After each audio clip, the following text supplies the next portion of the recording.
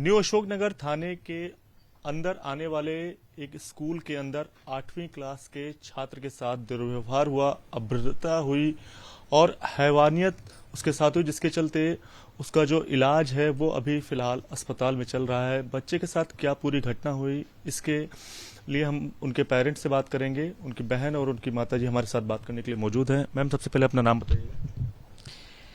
मैं अपना नाम तो रिवील नहीं कर सकती हूँ, तो आप कुछ भी कंसिडर कर सकते हैं उसको। ठीक है, ये बताइएगा कि जिस तरह से ये पूरी घटना हुई, तो इस घटना के बारे में आपको कैसे पता चला? इस घटना के लिए, क्योंकि मैं उसकी बहन हूँ विक्टिम की, तो हमें हॉस्पिटल से सबसे पहले पता चला कि उसके साथ ऐसा कुछ इंसिडेंट हुआ है, जो डॉक्टर्स ने मेरी मदर को बताया मिड ऑपरेशन। फिर उसके बाद हमें नहीं, मेरी मदर को नहीं लगा, क्योंकि मिड ऑपरेशन जब डॉक्टर ने आके बोला तो मेरी मदर ने बोला कि नहीं, ऐसा नहीं हो सकता, क्योंकि वो कहीं पे भी नहीं भेजती है उसको। लेकिन जब बाद में आईसीयू से बच्चा बाहर निकला, सेम डे पे डॉक्टर ने दोबारा मेरी मदर को बुलाया और उन्होंने बोला कि नहीं, 101% मैं डॉक्टर हूँ, मैं सर्जन हूँ मैम, इसके साथ कुछ गलत काम ही हुआ है, आप अपने बच्चे से पूछिए कि कैसे हुआ है, क्या हुआ है, और हमें इस केस में FIR फाइल करनी ही पड़ेगी। तो ऐसे मुझे पता चला। जब ये घटना हुई उसके बाद ये घटना ये बताइएगा, ये घटना किस दिन की है? फर्स्ट इंसिडेंट जो हुआ है वो 13 मार्च को हुआ है, जब बच्चों की स्कूल में बहस हुई है। तो मेरा ब्रदर जो है वो क्लास में लंच टाइम पे डेस्क बजा रहा था, म्यूजिक, ये बच्चे थोड़ा ऐसे ही म्यूजिक का गेम खेले तो वो डेस्क से म्यूजिक दे रहा था। तो जो क्लास का मॉनिटर है उसने उसको बोला कि तू डेस्क क्यों बजा रहा है, तू डेस्क मत बजा। तो मेरे ब्रदर ने उसको जवाब दिया कि लंच टाइम है तो हम कुछ भी कर सकते हैं, मैं क्यों नहीं बजा सकता। तो उसने कहा तू नहीं बजा सकता, मैं तुझे मना कर रहा हूँ। तो मेरे ब्रदर ने उसको बोला कि तू कौन है। तो उसने बोला मैं तेरा बाप हूँ। तो मेरे ब्रदर की, क्योंकि हमारे फादर नहीं है, तो उसको ऑफ कोर्स ये सुन के बुरा लगा। और बाकी के जो बच्चे हैं, एक आध का उसमें जो रिसेंटली किसी के और की भी फादर की डेथ हुई है, तो उसने भी बोला ऐसे बाप पे मत जा। तो जो क्लास का मॉनिटर है उसने इन दोनों बच्चों की कॉलर पकड़ ली। तो इन्होंने अपनी कॉलर छुड़ाने के लिए उस बच्चे को पुश कर दिया। तो उन्होंने कहा ठीक है, मैं तुम्हें तो बाद में देखता हूँ। तब इस बच्चे ने, जो ये क्लास मॉनिटर है, इसने अपने पीयर ग्रुप में जाके उन लोगों को प्रोवोक किया कि इससे मेरी लड़ाई हुई है और तुम इन लोग इसको मजा चखाओ। सेम डे पे ही उन्होंने मेरे भाई को दोबारा से पीटा स्कूल में, ठीक है, पर इतनी इंटेंसिटी से नहीं पीटा उस दिन, स्कूल में उसको मारा वगैरह। तब भी उसको चोट वोट, मतलब जो भी लगी वगी, उसने जाके टीचर को बोला उसके दोस्तों के साथ। तो टीचर ने उन दोनों को सॉरी बुलवाया एक दूसरे से कि तुम दोनों सॉरी बोलो। तो इसने जो अक्यूज्ड है उसने बोला कि इसने मेरे को गाली वाली दी, इसलिए मैंने इसको ऐसा बोला, मैंने इसे नहीं बोला, वो मतलब झूठ बोलने लगा। तो मेरे भाई ने बोला कि नहीं मैडम, मैंने तो गाली नहीं दी है और इसने मुझे ऐसे से मारा एंड ऑल। तब भी मैम ने उन दोनों को सॉरी बुलवा के इस चीज़ को ख़त्म कर दिया। तब जैसे ही मैम डिसअपियर हो गई, वहां से चली गई, फिर इस लड़के ने, अक्यूज ने, फिर से मेरे बच्चे को बोला कि मैं तेरे को बाद में देखूंगा, तेरे को मैं बाद में बताता हूँ। देन उस दिन कुछ नहीं हुआ। उसके बाद स्कूल आ गए, बीच में एक और एग्जाम पड़ा, तब कुछ नहीं किया। 18 मार्च को अगेन इन लोगों ने मेरे बच्चे को, पूरा दिन कुछ नहीं करा, इन्होंने बीच में प्लानिंग बनाई, it is pre meditated, pre planned इन्होंने करके। छुट्टी के टाइम, क्योंकि उस दिन अभी होली स्टार्ट ही होने वाली थी, तो स्कूल वालों ने 10 मिनट पहले छुट्टी कर दी थी। Within school premises, gate के बाहर नहीं जाते बच्चे, गेट के अंदर ही, स्कूल के गेट के अंदर ही एक जगह है जहाँ पे बच्चे वेट करते हैं, ठीक है। तो मेरा भाई अपनी बहन का वेट कर रहा था, क्योंकि उसकी छुट्टी तो नहीं हुई थी 10 मिनट पहले, तो वो वेट कर रहा था यहाँ पे नीचे। तो इनके पीयर ग्रुप में से ही एक लड़का आकर मेरे भाई को उसने बोला, जो उसने मास्क पहना हुआ था, मेरा भाई योगा टीचर के पास खड़ा हुआ था, तो जो दूसरा लड़का आया उसने उसको बोला कि तेरे को स्पोर्ट्स वाले सर बुला रहे हैं। तो मेरे भाई ने बोला कि कहाँ बुला रहे हैं, मुझे तो दिख नहीं रहे हैं। तो उसने बोला कि नहीं, वो वहीं खड़े हैं जहाँ जो क्राइम सीन है, कि वो वहीं खड़े हुए हैं और मैं तेरे को लेके चलता हूँ। तो मेरे भाई ने अपना बैग योगा टीचर के पास रखा और वो उसके साथ चला गया कि मैम मैं बैग रख के मैं अभी आ रहा हूँ, मुझे स्पोर्ट्स वाले सर बुला रहे हैं। जब वो वहां पे गया क्राइम सीन पे, तब भी उसे वहां पे कोई नहीं दिखा। तो उसने बोला यहाँ तो कोई है नहीं। तो उसने बोला कि रुक, मैं बुला के लाता हूँ। तो जो भी उसके पेयर, ये बाकी लड़के हैं, ये सारे छुप के खड़े हुए थे। तो इन्होंने वो जब मुड़ने लगा कि उसे कोई दिखाई नहीं दिया, तो उन्होंने उसको पीछे से पकड़ा, खींचा, जमीन पे लिटाया। इन लोगों ने उसे बहुत मारा, उसको लाते मारी है। इनके पास लकड़ी का डंडा था, इन लोगों ने उसको डंडों से उसकी टांगों पे मारा है। इन लोगों ने उसे लात घूसे, जैसे भी ये लोग आपस में सारे इसको मार सकते थे, इन लोगों ने उसे मारा। ठीक है, उसके बाद वो सेम उसी पोजीशन में था, उसकी शर्ट फाड़ दी इन लोगों ने, सारे जो अक्यूज्ड है। उसके अलावा इन लोगों ने उसकी पैंट फाड़ने की कोशिश करी, लेकिन पैंट उसकी थोड़ी टाइट थी, क्योंकि वो थोड़ा हेल्दी सा बच्चा है, ठीक है, चबी है मतलब। तो उसकी पैंट उनसे फटी नहीं, तो उन्होंने पैंट खींच के उतार दी उसकी। जब उसकी पैंट उन्होंने उतार दी, फिर उसके बाद उसको उन्होंने हॉर्स पोजीशन में बताया है। मेरे भाई के हाथ इन्होंने पीछे मोड़ दिए कि वो हाथों से कुछ नहीं कर सकता। उसका सर जमीन में लगा के इन लोगों ने पीछे से वुडन रॉड का यूज करा है, लकड़ी के डंडे का इस्तेमाल करके उसके एनल पार्ट में इन्होंने इंसर्ट किया उसको। वो रोता रहा, वो चिल्लाता रहा, लेकिन वहां पे कोई अवेलेबल नहीं था, कोई सुन नहीं पाया, क्योंकि छुट्टी का टाइम था वो। और दूसरी बात, वहां पे कोई केयरटेकर कोई भी अवेलेबल नहीं है। अगर एक बच्चा किसी क्लास में बंद भी हो जाता है, तो वहां पे कोई ये देखने के लिए नहीं है कि वहां पे वो कोई बच्चा रह गया या उसके साथ क्या हो रहा है। ठीक है, उसने फिर जब उसके साथ ये कर दिया, तो उसके बाद जब ये लोग जाने लगे, तो उन्होंने उसको फिर से धमकाया कि अगर तूने किसी और को ये बात बताई या किसी को बोला, तो मैं तेरी बहन के साथ, जो सेम स्कूल में 10th की स्टूडेंट है, उसके लिए भी बोला कि हम तेरी बहन के साथ भी यही करेंगे, तेरी बहन को भी नहीं छोड़ूंगा। तो वो बच्चा इतना डर गया कि उसने किसी को कुछ नहीं बोला। उसने वहां पे से अपनी पैंट कैसे वापस से पहनी होगी, कैसे अपने आप को संभाला होगा, कैसे वो वापस गया है।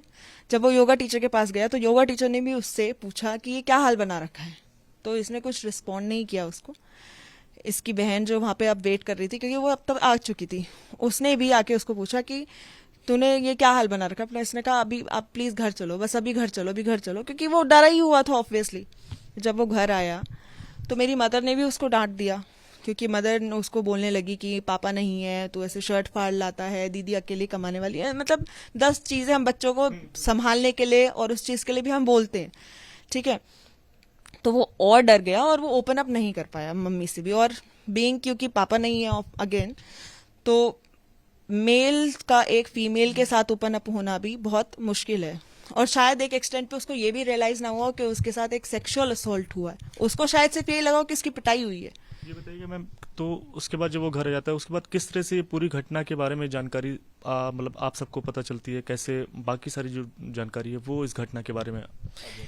ये 18 मार्च को हुआ इंसिडेंट, राइट। वो घर आ गया, उसने नहीं बताया। 19 से ही, सेम डे से ही उसको दर्द होगा, लेकिन 19 से उसको और दर्द होने लगा पेट में। तो उसने बोला कि मुझे पेट दर्द हो रहा है। मेरी मदर, मैं बाहर रहती हूँ, तो मेरी मदर उसको डॉक्टर के पास ले गई। लोकल डॉक्टर से उसको दवाई दिला के लाई, 3-4 दिन की उसको दवाई मिल गई। लेकिन उसको वही, आई थिंक वो दवाई खा रहा होगा तो टेम्परेरी उसको रिलीफ मिल रहा होगा। लेकिन उसके बाद उसने फिर 28 तारीख को शिकायत करी कि मेरे को पेट में दर्द हो रहा है, बहुत हो रहा है। मेरी मदर उसको हॉस्पिटल लेके गई, फिर वापस आई, फिर रिलीफ नहीं मिला, फिर वापस लेके गई हॉस्पिटल, फिर वापस आई, फिर रिलीफ नहीं मिला। फिर थर्ड टाइम जब लेकर गई, तो डॉक्टर ने कहा इसको हम एडमिट करते हैं, इसके सारे टेस्ट कराते हैं, सीटी स्कैन कराते हैं। तो जब सीटी स्कैन उन्होंने कराया, तो सीटी स्कैन में आया कि इसकी जो इंटेस्टाइन है, जो आंत है, वो फट गई है। ठीक है, तो डॉक्टर्स ने कहा तुरंत ऑपरेशन इसका हमें करना पड़ेगा, जो कि हाई रिस्क सर्जरी है। मेरी मदर से उस पर बाकायदा उन्होंने सिग्नेचर्स कराए कि इसमें आपका बच्चा मर भी सकता है, कुछ भी हो सकता है, इसमें हॉस्पिटल जिम्मेदार नहीं है। तो वो जब उन्होंने सिग्नेचर उनसे करा लिए, उसके बाद उन्होंने मिड ऑपरेशन जब आकर भी बोला है कि आपके बच्चे के साथ कुछ गलत हुआ, तो मेरी मदर ने फर्स्ट इंप्रेशन यही था, क्योंकि हमारे बच्चे कहीं नहीं जाते। आप किसी से भी पूछ लीजिए, सोसाइटी में भी हमारे रिलेटिव्स को भी ये कंप्लेन रहती है कि आप अपना बच्चा हमारे घर क्यों नहीं भेजते, क्योंकि हम किसी पे यकीन करते ही नहीं है आज के टाइम में।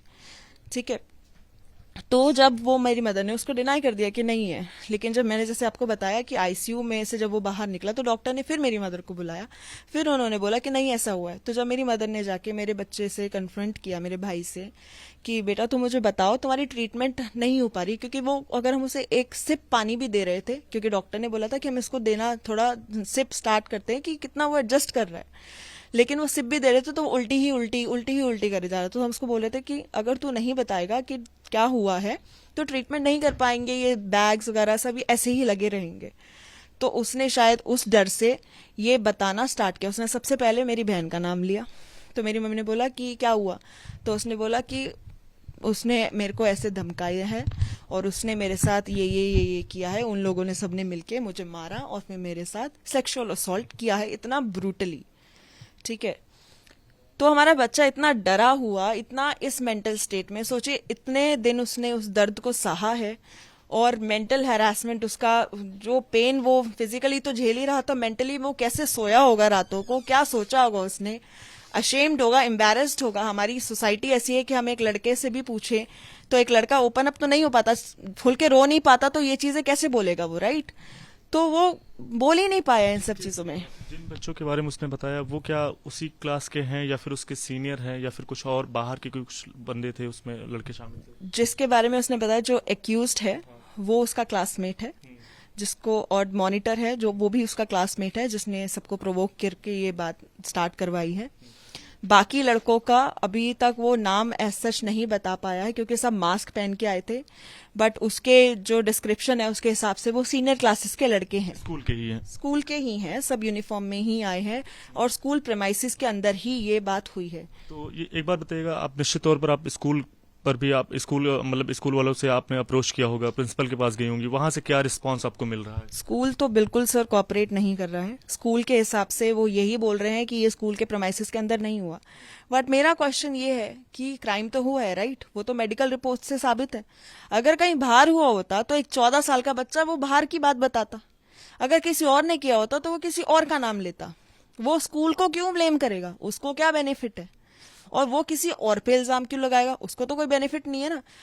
किसी और ने, जिसने उसके साथ ये क्राइम किया है, वो उसका ही तो नाम लेगा ना, वो उसको ही तो बोलेगा कि हाँ, चाहे आपकी किसी से कुछ भी लड़ाई हो गई हो, लेकिन वो किसी का फालतू में तो इल्जाम नहीं लगाएगा। उसको क्यों छोड़ देगा जिसने उसके साथ एग्जैक्टली ये किया है? स्कूल ने हमें फुटेज नहीं देने से तैयार नहीं है। प्रिंसिपल उनकी पता नहीं भाग गई है कहीं पे, उसका फोन नंबर स्कूल वाले कह रहे हैं हम कॉल नहीं मिला सकते, उनका हमारे पास नंबर नहीं है, उनका एड्रेस नहीं है। स्कूल जो भी मॉनिटर है क्लास का, उसके पेरेंट्स को अभी तक बुला के इन्होंने नहीं पूछा। अगर इतनी बड़ी बात हो गई, आपका बच्चा इतने बड़े केस में इन्वॉल्व हो गया है, तो आप कैसे उसके पेरेंट्स को आपने नहीं बुलाया अभी तक? वहां पे क्राइम सीन की कोई अभी तक इन्वेस्टिगेशन नहीं हुई। फॉरेंसिक्स के पास अभी तक उसके जो ब्लड स्टेन्ड अंडरवेयर्स भी पड़े हैं, वो भी फॉरेंसिक्स के पास अभी तक नहीं गए। तो आप बताइए मुझे, इसमें स्कूल ऐसे कैसे पल्ला झाड़ सकता है कि हमारे तो कुछ हुआ ही नहीं? स्कूल, जब हम बच्चों को स्कूल तो भेजेंगे ही ना, हम तो कहीं भेजते नहीं। और हमारे तो ट्यूशन भी हम होम ट्यूशन लगा के रखिए कि हम बच्चों को कहीं नहीं भेज सकते, लेकिन अगर स्कूल भी नहीं भेजेंगे तो फिर हम कहाँ भेजेंगे उनको? पुलिस के पास आप लोग गए, किस तरह का सहयोग वहां से मिल रहा है? क्या वो लोग आपकी बात सुन रहे हैं या फिर नहीं? क्या रिस्पांस वहां से? देखिए, जब मैं पहले गई हूँ उस पुलिस के पास, तो उन लोगों ने मेरी एफआईआर वगैरह सुनी है, हॉस्पिटल में आके मेरे बच्चे का स्टेटमेंट लेकर गए हैं। लेकिन जब मैं कोर्ट में थी, तो मैं जब पहले जो मैं आईओ जिस इस केस को डील कर रहे थे, तो उन लोग, वो मेरे को ऐसा नहीं लग रहा था कि वो मुझे बिल्कुल भी सहयोग कर रहे हैं या कुछ भी कर रहे हैं, क्योंकि जब भी मैं उन्हें कॉल कर रही हूँ यही बोल रहे हैं कि मैं बिजी हूँ, ये हूँ, वो हूँ।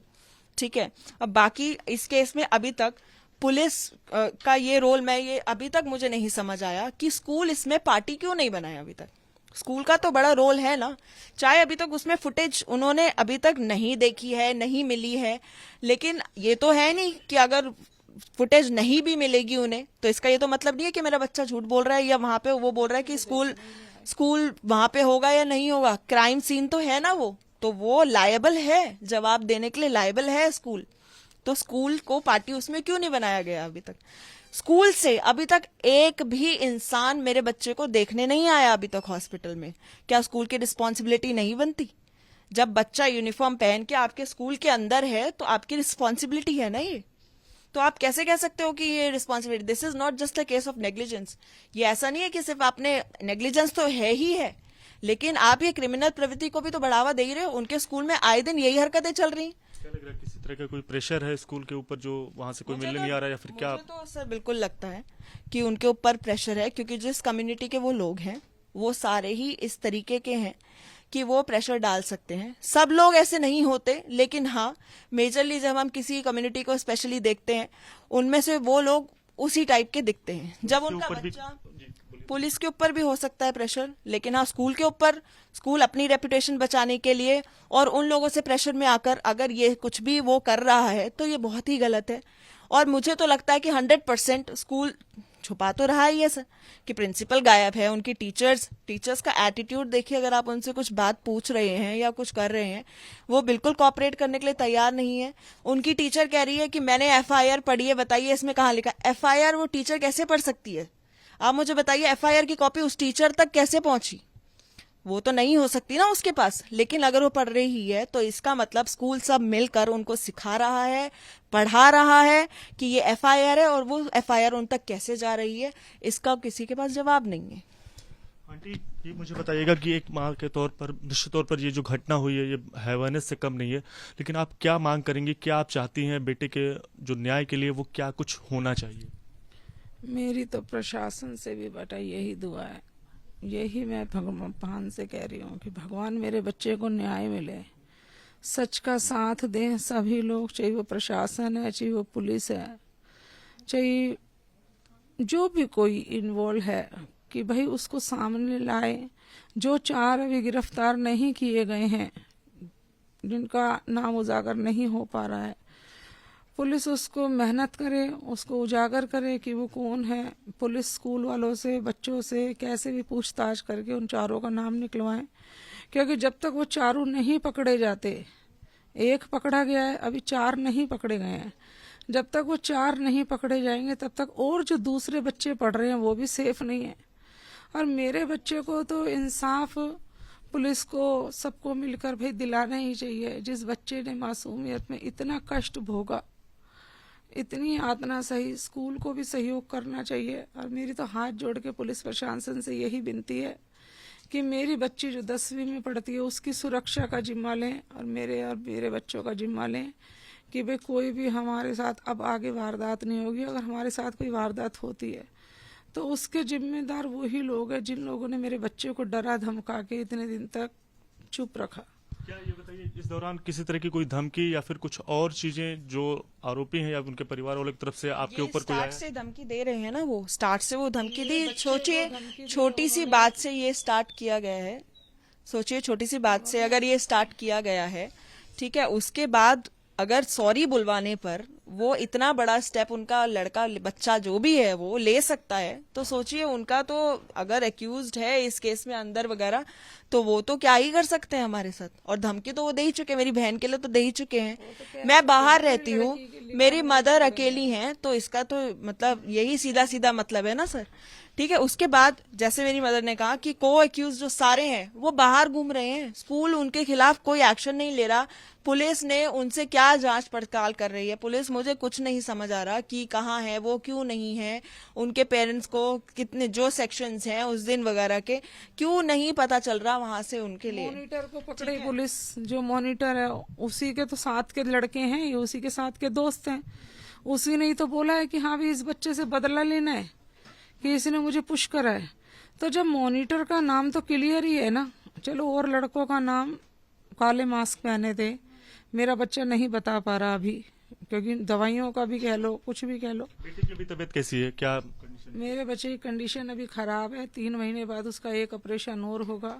अगर वो ऑपरेशन कामयाब नहीं होता तो जो ये पोटी वाला बैग है ताजिंदगी के लिए मेरे बच्चे के ऐसे ही लटका रहेगा। उसका यहाँ से लेकर यहाँ तक पेट कट किया गया है, अपेंडिक्स उसका रिमूव हो चुका है, एनल रीजन में उसके इंजरीज है जिससे वो स्टूल पास नहीं कर सकता वहां से, इसलिए इंटेस्टाइन यहाँ से निकाल के डॉक्टर ने यहाँ पे स्टूल स्ट्रोमा लगाया हुआ है, जिससे 2-3 महीने तक वो वहीं से स्टूल पास करेगा।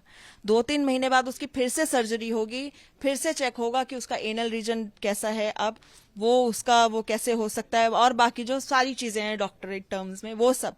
6 महीने तक तो कुछ नहीं कर सकता, ना ऐसे नीचे झुक के कुछ उठा तक नहीं सकता। अभी भी हॉस्पिटलाइज्ड है, डॉक्टर ने डिस्चार्ज का, हमें कुछ नहीं पता कि उसका डिस्चार्ज कब होगा। ठीक है, और उसकी मतलब मेंटल ट्रॉमा इतना ज्यादा है 14 साल के बच्चे के साथ, जो अभी तुतला के बात करता है, अभी 14 साल का है वो। ठीक है, उसको स्टैमरिंग की प्रॉब्लम है। तो आप सोचिए कि उसको मेंटल ट्रॉमा हर चीज से और फिजिकल ट्रॉमा इतना दिया गया है और इतना धमकाया गया है कि उस बच्चे के लिए इतना मुश्किल हो गया कि इतने दिन वो अपनी माँ से भी नहीं कह पाया ये बात। हम तो दूर की बात है, मैं तो बहन हूँ, अपनी माँ से वो नहीं कह पाया, वो इतना डर गया। और वो अपनी बहन को प्रोटेक्ट करने के लिए, शायद मुझे भी कोई अभी आके बोले तो मैं भी डर जाऊंगी, लेकिन मैं बड़ी हूँ, मैं अपना दिमाग इस्तेमाल कर सकती हूँ, बच्चे नहीं कर पाते इतना दिमाग इस्तेमाल। किस तरह की कार्रवाई की आप मांग करेंगी, क्या चाहती हैं, जो आरोपी हैं उनके खिलाफ किस तरह का एक्शन लिया जाए? क्योंकि हमने देखा है कि 10 से 12 साल पहले जब दिल्ली में निर्भया वाला कांड हुआ था तो जो आरोपी उन्हें सख्त सजा हुई थी।